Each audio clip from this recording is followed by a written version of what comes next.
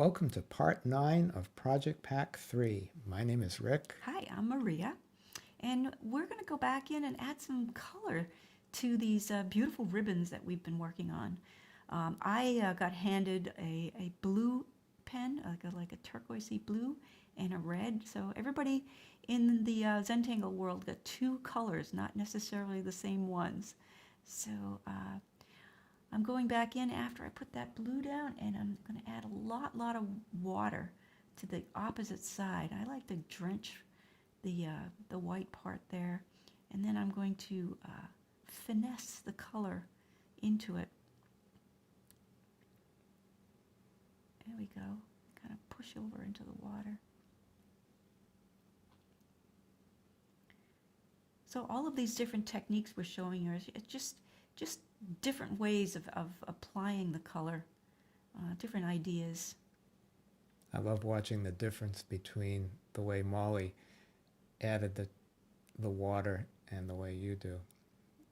Just mixing that together.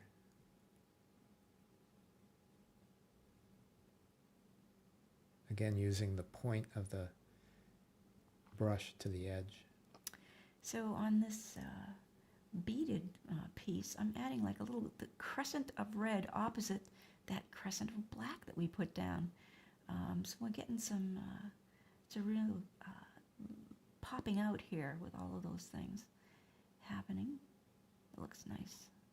And then I'm just going to go over the whole thing with a wet brush and let the water do its magic. Fun.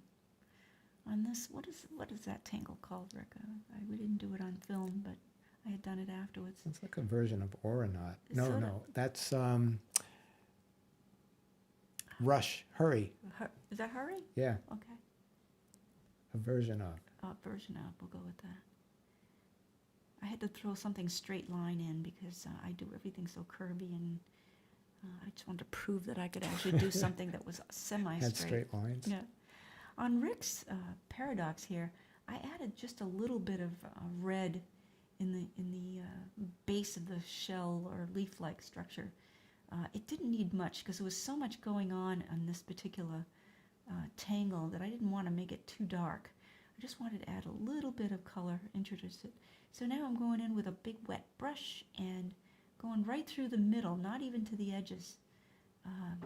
You can see how it almost gives it this hand-dyed silk look.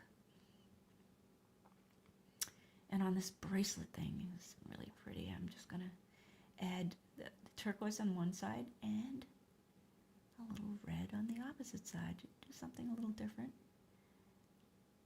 So you don't want to have them touch or anything because we're going to bring the water in to introduce them together. I like that as a metaphor, sort of introducing them together, because it really does bridge the gap in a really neat way. So here we go with a nice wet brush, and you can see I keep adding water each time I go to do one section.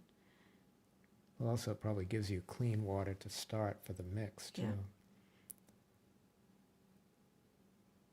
Look at that.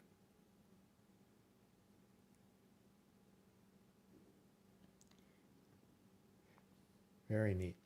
So you can see I'm nudging that red over in there.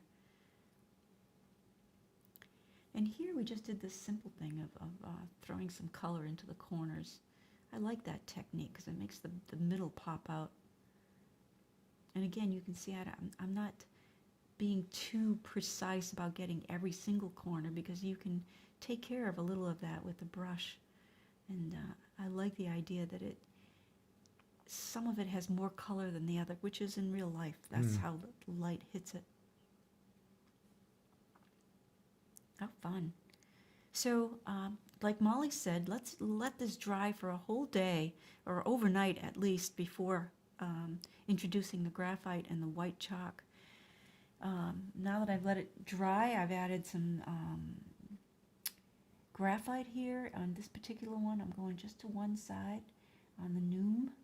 And also notice how in some places Maria will work the whole ribbon, and then in other places she'll work individual elements within it.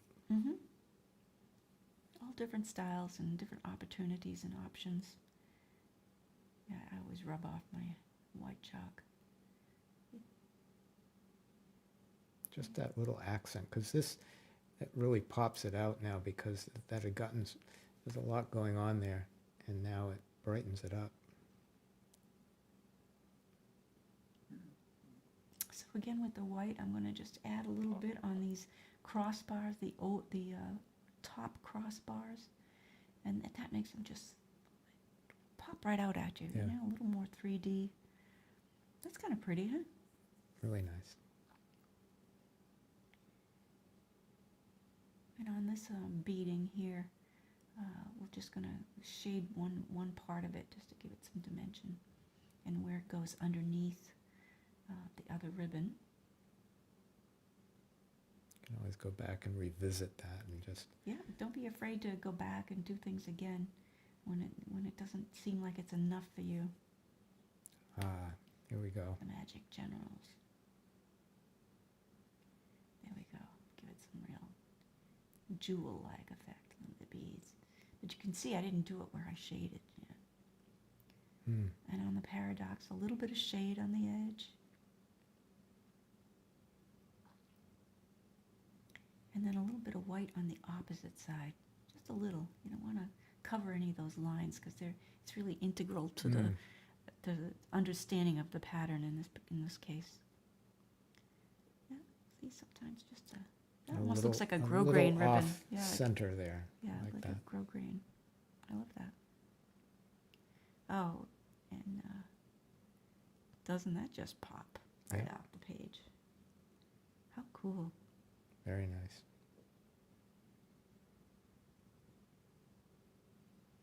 I don't even think I added graphite to that one.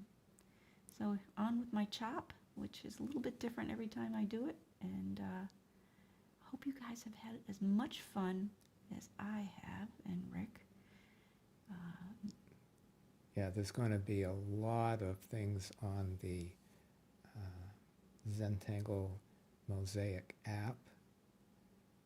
And we look forward to seeing what you did, what everybody else did. So there's the finished piece. Isn't that Well, pretty? it really isn't Yeah, well, finished. not quite. You know, I couldn't leave well enough alone. I had to just add a little bit of something. And so I went in with a pencil, of all things, just a pencil. And I tangled in pencil and then added a little white afterwards. All throughout the background there. So it's, I think it's Muka and Well.